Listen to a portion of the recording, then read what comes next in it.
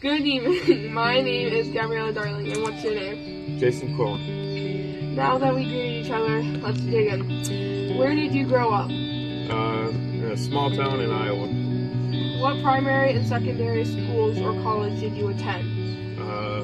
Colonesco, and then I went to a college. I can't remember what it was called. Some online courses. What kind of jobs did you hold prior to entering the military? Ranch hand, because I grew up on a farm. Can you tell us about when you went into the military? Were you drafted or did you volunteer? I volunteered. If you did volunteer, why did you join? I've had family members that were in the military, so it was one of the things that I've wanted to always do. It just took some time for whichever branch would take me, pretty much. Which branch did you enter? United States Navy. Did you volunteer? Yes, sir. Why did you choose that branch? Because I love the sea and big ships.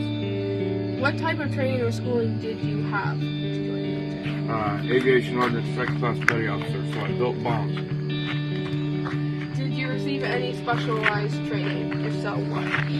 Just live ordnance, so it's special. If you qualified with equipment, vehicles, aircraft, radios, weapons, detect. If yes, what was training with the equipment like? Very hard, but dangerous. Because you have to be on an aircraft carrier, you have to be certified in damage control, firing, just to be on the flight deck. Did you receive any promotions? Yeah, back to back, a lot. I went from being an airman all the way up to being a second class petty officer. What was the hardest part of your military lifestyle for you to adapt to? Living at sea, because the ship rocks back and forth.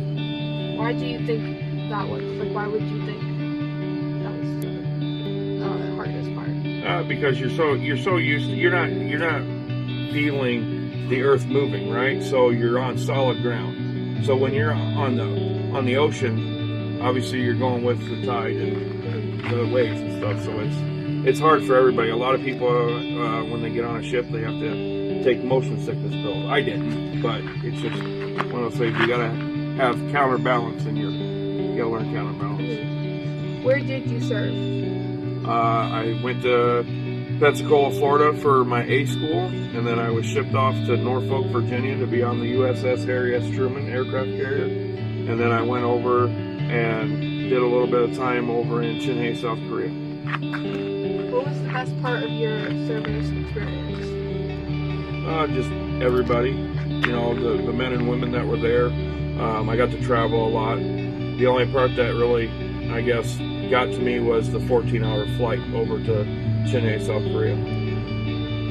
What were some life lessons you learned from your military experience? A lot of discipline.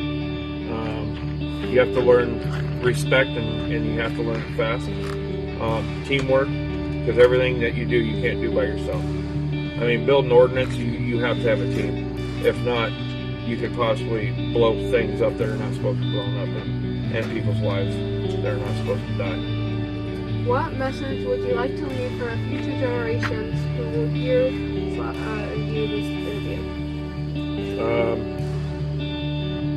In my opinion, I think people growing up, they should automatically go in the military. That's just my feeling. I think that kids nowadays would understand a little bit of what work ethic would be, respect for obviously superiors, and